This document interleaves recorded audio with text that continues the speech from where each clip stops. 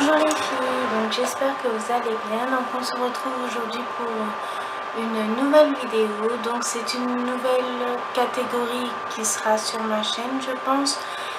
Vous me direz si vous aimez ce genre de vidéo et j'en referai avec plaisir.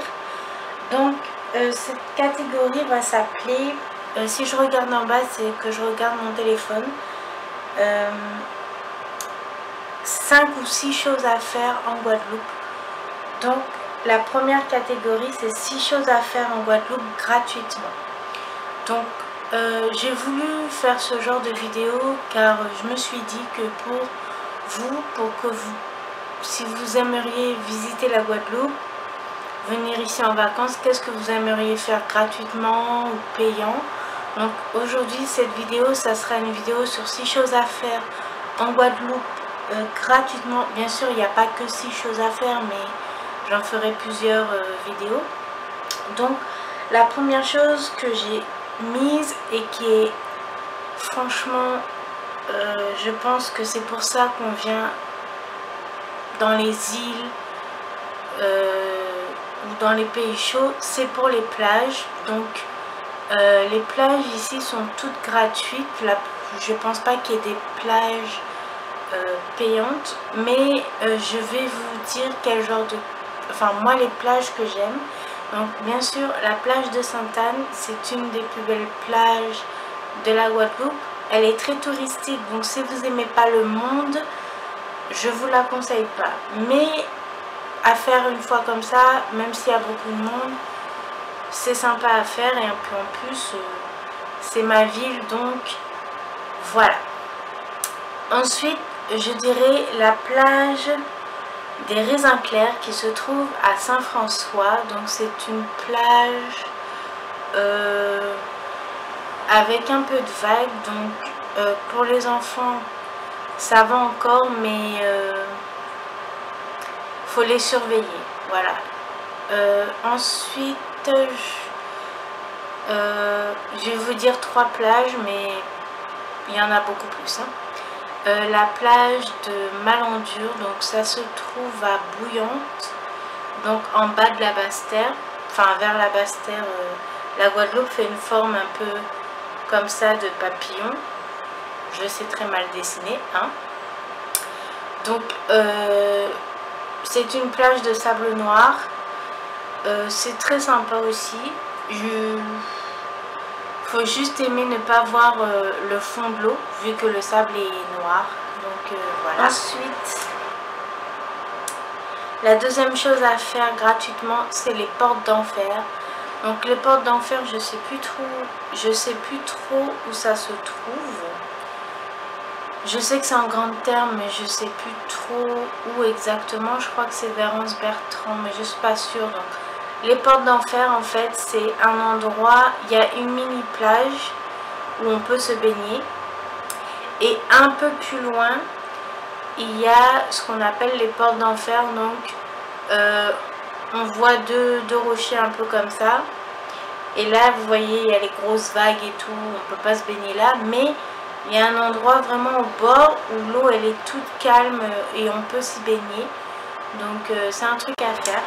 Ensuite, troisième chose à faire en Guadeloupe gratuitement, c'est la pointe de la Vigie. Donc la pointe de la Vigie, je sais plus trop où ça se trouve non plus. J'ai pas les mémoires des villes et des lieux en tête. Donc je vous mettrai tout ça en barre d'infos, donc n'hésitez pas à la checker.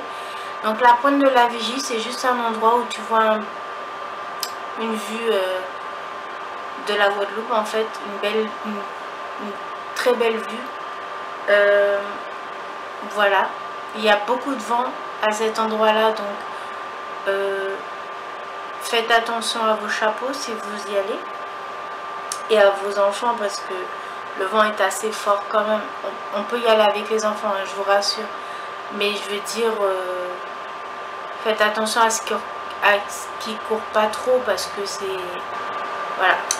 Ensuite, la pointe des châteaux qui se trouve à Saint-François. Donc la pointe des châteaux, c'est un endroit où il y a une croix.